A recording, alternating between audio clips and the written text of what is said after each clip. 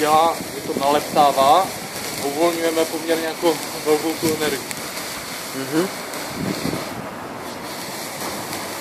Fuj. Vždycky tam zůstane jako ten produkt.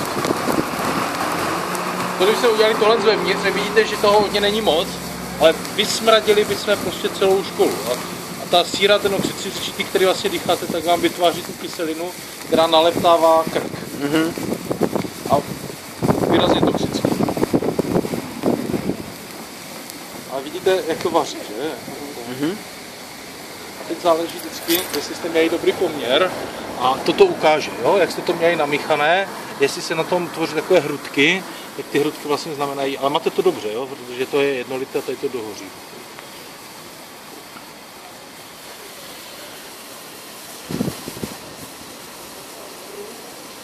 Ty bengalské ohně jsou teda jako efektnější než tady tohle. Posledně dohořilo do toho magma.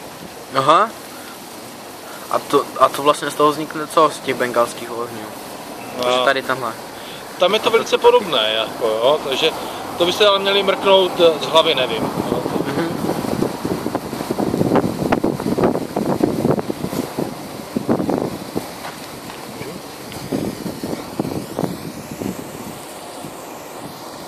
Co já dělám, když tam dám dřevo a když ono vlastně udělá to uhlí, tak já tím znovu tu reakci spouštím, jo?